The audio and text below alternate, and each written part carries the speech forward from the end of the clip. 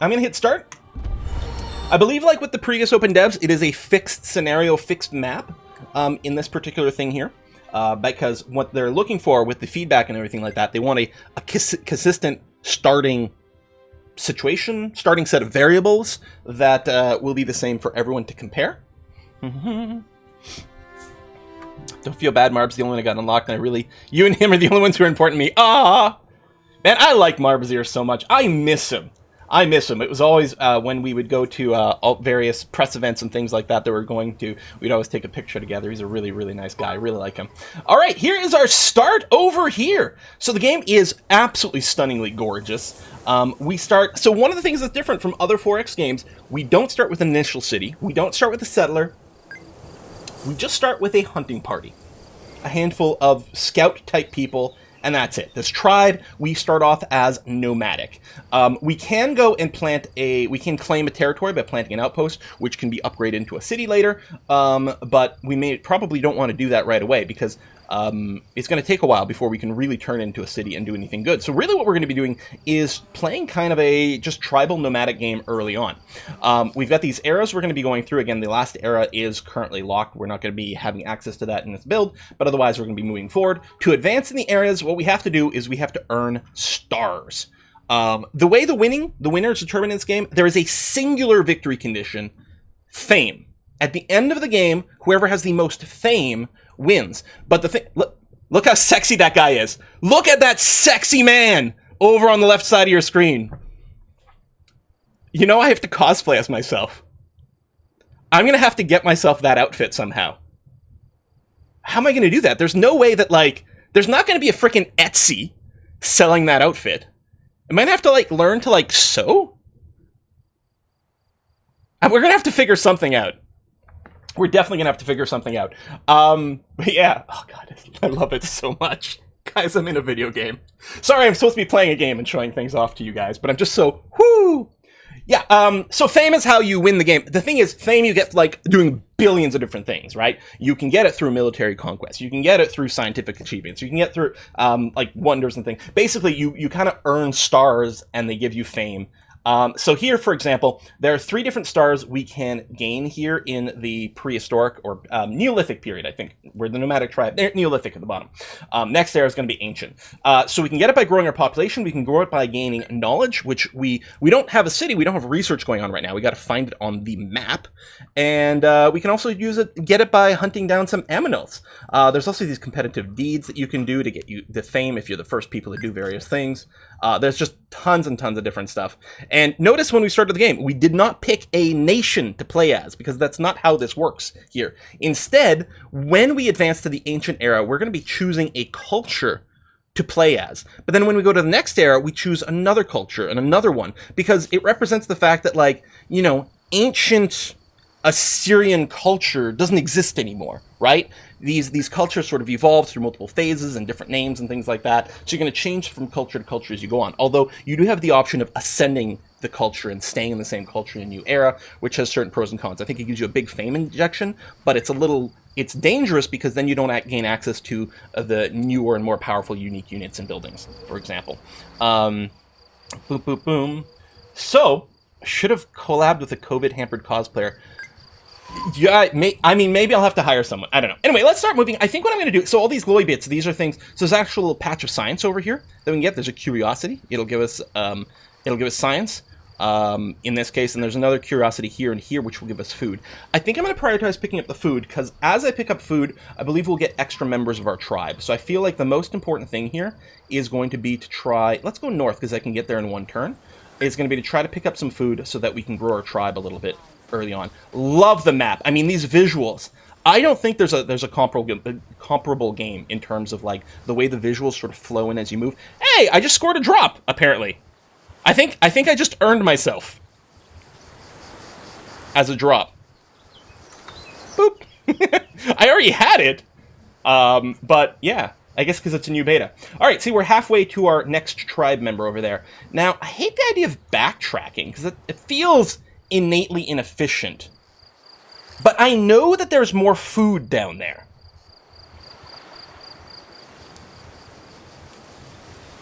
And I don't know if there's more food up here. I guess backtracking is going to be what we're going to do here. Even though it feels kind of poopy. My idea is I'm going to go pick up the food over here, and then I can split the tribe, send one over to pick up the science, and then maybe I'll keep sending one to the south or something like that. I don't know. Anyway, that's our first turn. We haven't met anyone yet.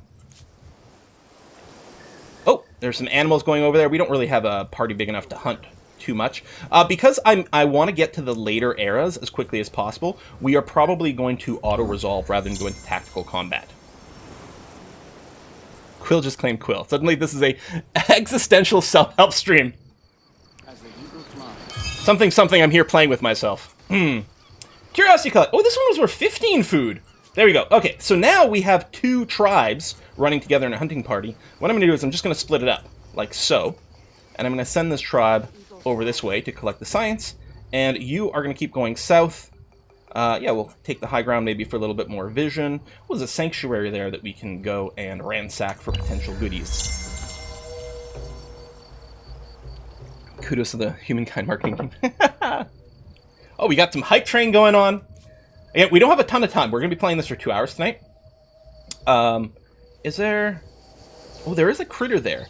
So I think the sanctuary spawns animals. I don't really want to fight it. Oh, no, that's not the sanctuary. That's my tech spot. All right, we'll just poke around. We'll swing back and grab the tech spot in a second here. There we go. I can ransack this sanctuary. We'll get some money and tings. And we'll probably want to ransack that sanctuary as well. But again, we'll wait until the animal moves. Maybe I'll just come down the coast over here first. Oh, we've got a science. All right. Curiosity. Curiosity collected. +1 science. 5 extra influence, which is good. Influence is going to be used to mostly to expand our presence on the map. 2 hours for a key drop. Well, I guess hopefully by the end of this, everyone will have earned a key drop. All right, let's hope I can pick this up now. Oh, shoot! I screwed up. I got food from the ransacking. I should have split this tribe then. So that was a very inefficient move. GG, restart. We've already lost the game. Okay. Maybe I don't have to freak out so much. Ooh. Vinny-Kunka, a site of daily worship and offerings. The sweeping mountain range is a testament to greater forces. Is this a world wonder? Oh my god, look how pretty this is! How do we get the thing on the left again? Look at the colors! But it's on the map, too. You can't quite see it because of the fog of war. We'll have to move around. Look how pretty that is! First discovered by unknown. Oh, there's someone else down here. Oh, Lost Souls! Your scooch comes to you, breathless from exertion. Between gasps, he tells you that he spied another tribe not far ahead. He leads you on. Then, after giving you a stop signal, you drop to your bellies and crawl forward in the brush. Ahead, a young woman no more than 13 summers is leading a ceremony. Her audience, a dozen or so equally young and younger tribesmen. Many are crying, and when you see the bodies laid out, you understand they're in mourning. You know what we must do. Either we can withdraw, they could be sick or cursed, make a haste from this place. I think this will give us a speed boost, which is the benefit, but we can welcome them and get some extra tribespeople. You know, let's go ahead and welcome them into our little group over here. Excellent. Okay, I want to scatter in a few different directions. I'm going to send you off kind of this way. And you over... Oh, you still don't have movement. We'll have to wait until next turn anyway. Never heard the scoot pronounced that way? I don't know what you're talking about. That's the only way I ever pronounce it. Because then you scoot a boot. Your scoot a boot. That's the way it works. Doesn't everyone say it that way? Alright, let's split these tribes up. Although we still have those inefficient moves that are driving me bonkers. Alright, yeah, you go up over this way. Can you come over here? And you'll have to cross the river and eat your turn, but I guess we're going to have to. Okay, we got some more curiosities. So very soon we're going to have to start considering... Ah! Ooh, he's very hurt. Oh-ho-ho! The yellow player. I mean, we don't have an overwhelming strength advantage. Because the thing is, the defenders, they position first in the tactical combat and things, so they tend to have some fairly significant benefits. I don't think I'm going to start the attack. But I guess I don't have to be afraid of him attacking me. Boo, boo, boo. Alright. Yeah. Oh! Some food just spawned over here. And yeah, there's like constant respawning, like, so there's incentive to like keep scouting even after you've discovered all the terrain. So we're at 4 of 5, 4 of 10 over here, and we haven't been killing anything. Which I think I like. What we could do is we could group up our scouts in one group, and then we could go hunting, you know, caribou and whatnot. But I think I like the idea of spreading out and just scouting faster. I want more map information as quickly as possible. Got some copper over here that's going to be very powerful for some military units. As the eagle flies. Onwards. As the eagle flies. Oh, more science to boop. More curiosities. Excellent. Onwards. I'm going to check the high ground here. And yeah, we're going to start figuring out where we're going to want to settle our first city very soon. Bum, bum, bum, bum, bum. Yeah, Kiss for Luck should stream this. Well, I guess I'm going to go and pick up the knowledge back here. Later we rest. Okay, 7 of 10. Okay, let's do this one step at a time. Oh! Why this way? More science. And then clearly we're going to want to grab that food as quickly as possible. I think there's a sanctuary on top of this hill. We don't have line of sight right now, but we can go and ransack that. Oh, we can come and grab this science again. Okay, I like that we have a lot of vision here on the high ground. There's a little science thing we're going to want to grab. This is a resource, we don't know what it is yet. Could be something like coal, for example. So we don't know what the deal is there. We're definitely going to want to settle soon.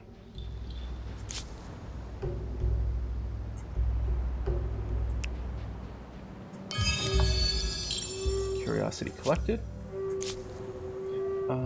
Let's ransack this sanctuary.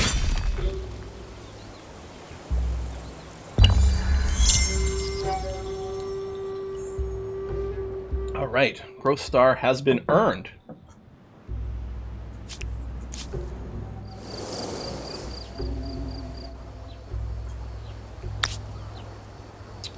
So, you may have noticed that this map has these, like, little dashed borders over here, right? So, these separate territories. Each territory, you put a city in a territory, and that's all you can have, is one city in a territory, and the city will be able to ultimately exploit all the tiles in this territory. As your population grows, you grow my districts and things like that. But you can also link, when you build an outpost somewhere else, you can link that new territory to an existing city to expand its own borders, which is often quite nice. I don't hate these starting locations that are being highlighted here. So this is going to be a site that's going to generate 14 food. 12 production is actually a pretty decent number. I'm very tempted to set a city here. It'll be nice on the high ground plateau, which feels really good. I keep hitting escape to cancel. It's right click. Different games, right? Different UI conventions. I can split this tribe again. Send one north. Looks like there's going to be some tundra over there. Ooh, some science. We're going. There we go. Another era star. Pull back over this way. And there's some more science to get over there, too. Later we rest. What is the benefit of merging territories into cities over just having more cities? Well, in this game, there are various mechanics that effectively sort of limit how many cities you can have. I'm wondering if they changed the wording, because when I did a tiny test for like 30 minutes in here, I didn't see the term administrator in the tooltip. There's a city limit that's going to show up over here in the top right corner. You can expand that, but that's basically one of the things. It's it's an administration cost mechanic that's in this game to make it so that there's a reason to just expand existing cities rather than just blob out infinitely. All right, let's go ahead and claim this. So we'll set up an outpost. Ooh, wild companions! The tribe fought wisely, bravely, and now the dangerous beast lies defeated. Ooh, as your courageous warriors lay sprawled out recovering. And isn't the art great here? Lay sprawled out recovering. Several of the ferocious beasts young emerge from the nearby brush. Look at the little tiny bears! One of the warriors strides closer, spear aloft, ready to kill the young for meat. But before he can, two others stop him. The cubs look up, their eyes large and brilliant like moons. The first says he can train the young so warriors might spar with them, become stronger. The second disagrees, saying she can raise them and make them teach us nature's hidden ways. What is your wish? So if we spar, we will get +1 combat strength for 10 turns. I don't think that's very useful for us. Oh, okay, I guess they both say spar. Oh, it's just the flavor text isn't quite right. Yeah. This one here is learning from them in nature, and it's going to give us some science. We're going to go that way, because I'm not going to spar with them. That's... Ugh. I don't want that. Hey! And the thing is, when we earned our star, we got to the next area. We actually earned more stars than we strictly needed. But yeah, we are going to prepare to enter into a new era. So someone's already claimed the Harappans culture. But we've got the options of the Assyrians, the Babylonians, the Egyptians, the Hittites, the Mycenaeans, the Nubians, the Olmecs, the Phoenicians, and the Zhou over here. Now, they all have different benefits in what they can build. I quite like the Olmecs. Influence is quite good because you use influence to expand and take more territory, which is really nice.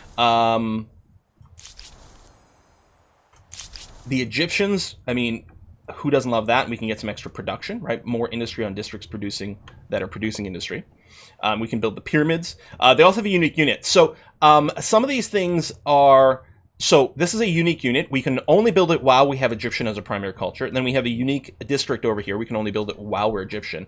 I believe this unique trait will be retained through the eras. So for example, if we picked Egyptians, for the rest of the game, we'll always have this Grand Planner's trait over here so that we get bonus industry for more production. Olmecs are generically strong, yeah. I can't remember. I know we've played as the Babylonians on previous ones because science. Who doesn't love science? I don't know if we've played as the Olmecs. Every stream I've seen in previous betas, there have been Olmecs. I think a lot of people like the Olmecs. They're very strong. We should mix it up. Should we go Egyptians? I don't think we went to Egyptians. I don't remember. I did play the Zhou, you're right. Or the Zhou. Let's play Egyptians, because, you know... when I think of classic historical, like 4X games and things like that, my mind always goes Egyptian or Roman, because to me that's like super classic. What do the Nubians look like? More money, and they've also got their own pyramids that generate industry and money over here, which is quite nice. And they've got a unique archer, which is quite cool. Because I mean, range tends to do pretty well. The Markabata isn't bad either, though. So it's the chariot over here. It is a ranged, so it's a fast-moving, strong, good ranged unit. We do need horses to build them, but that seems okay. I think we're just going to Egypt. It's going to be fine. Look, my outfit changed! I need to cosplay all the outfits. The challenges of a young civilization. It's hard keeping up with the neighbors when they have the wheel and you don't. Humankind learns quickly that... Oh, wouldn't this be amazing? If you're terrified, wouldn't this be just awesome if this was voiced by me? Catch fish. Tribes settle towns. Towns develop markets, and markets begin the exchange of goods, services, and most important, rumors and hearsay. Boom. All right. World deed. Oh, wonderful. The Naki Desert. Someone found a dessert out there. Ooh, good for them. So we've got our first city. Baekdu. Let's rename the city. Well, actually, it's not a city yet. It's an outpost being created. Once the outpost is created, we can then turn it into a city. I don't know if we can rename it right now. It's not clickable there. We can rename the cities, but it's possible we can't rename it while it's an outpost under construction. So we'll get back to it. This is very frosty territory over here. I like that there's a little wildlife running around. It looks like maybe a wild boar? Or maybe they're bison. It's hard to tell the scale. Over this way. Okay, go to a con starting with the Neolithic costume. After 30 minutes, change it to Egyptian. Then every 30 minutes, upgrade the wardrobe. Oh my god. I'll go over here. I'm gonna keep a unit fairly close to my outpost, just to make sure nothing weird happens. Although I think it's pretty much okay. Oh, is there something ransackable? Oh, I can just ransack my own outpost, so I don't want to do that. Yeah, let me just chill over here. We're gonna skip a turn.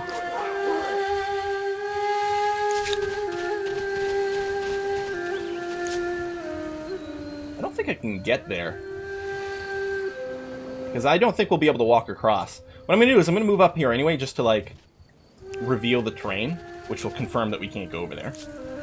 At least not yet. Oh, what are these? Hot springs? Geysers! Ooh. Man, the visuals in this game are so good. I know I say that every single time we've played this, but it's always true. Okay, we'll deal with the sanctuary next turn. So someone became Messinian. You can enter the closed beta. So first of all, you can pre-order. If you do !what game, you'll get a link, or you can click on the big image down below. You can pre-order the game, that'll get you in the closed beta. The other thing is, apparently, you should still be able to get it at the drop if you watch 2 hours of streaming, of people streaming Humankind with drops enabled. So that can be me, that can be other people, and that can be the official Amplitude Studio channel. To the best of my knowledge, that's the case right now. You'll have to do get a gamestogether.com account, and if you do that, you can link it to your Twitch, and then you'll get the drops. So, this is currently an outpost, but we can turn it into a proper city, which I think we're going to go ahead and do. I don't think there's any reason to wait to do that. We can also move the outpost, but that would be silly. Games Together is down. It was slow for a bit, and then it came back. Alright, we've got Memphis. There we go. And there's the rename button. I mean, Memphis makes sense. That is an Egyptian city name. That seems great to me. The first city, I think, is instant and basically free. But I think after that, it starts to be a bit of a thing. So, what are we going to do for our first project? We could start immediately with a pyramid. So, the way this works, this is the FIMS system, which is going to be something that'll make sense to anyone who's played Endless Space or Endless Legend before. That FIM stands for Food, Industry,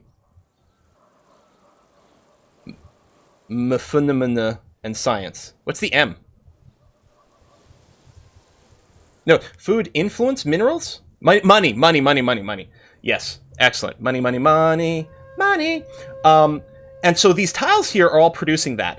When you put one of these districts, it only exploits the resource that matches. So for example, the pyramids over here, if I were to put the pyramids in this space, which has food, this tile won't produce any food.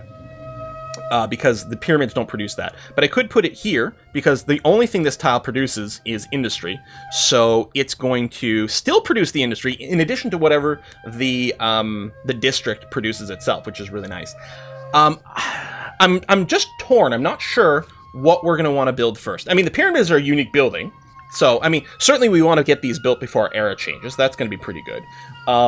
It's going to give us more influence, which is going to be great for claiming more territory, more industry, which is always good. All the districts lower stability in the city because the city is sort of spreading out, right? So it takes up a little bit more. But part of me is also wondering about doing a farmer's quarter first, so that we can get more food so our city can grow its population more. So right now we have literally no population in the city currently, but the city has a basic production based on where we pull it. So we're doing 15 food per turn, 17 industry per turn, for example. And right now, 0 of 8.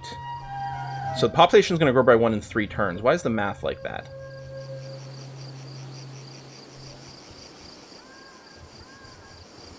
Aren't we making 15? There's something, and it came up last time, and I don't remember. Fortunately, again, just got access back to this beta like 20 minutes before we went live here. So I can't remember. So I don't know what to prioritize. I'm not talking about the Maker's Quarter, because the pyramid is effectively a Maker's Quarter with extra stuff. I guess, you know what? The farm is faster at 4 turns. Let's build the farm first, get our city start growing, and then we'll pyramid up. So I'm going to build the farm on one of the tiles that's only producing food, because then it won't eat it. Boom. Done. Excellent. Oh, is that population cap? Oh, maybe that's what it is. I might be wrong. This might be population cap as opposed to how much food we need. That might make sense. I can't remember. There's some pretty rough terrain over here. I guess I'll keep going north, but I think this scout's getting kind of far away from a practical location. Sort of the same with this one. I guess I should go over here and see if there's anything over here. And I can go and take out the sanctuary. Now, what I'm going to do with this scout, I think I'm going to disband the scout and get an extra unit of population in Memphis. I think I like that idea. If nothing else, I'll do it to demonstrate it. So we currently have population 0 in Memphis. Now we have population 1. And that population can be assigned to various roles. Right now it's currently working as a farmer over here.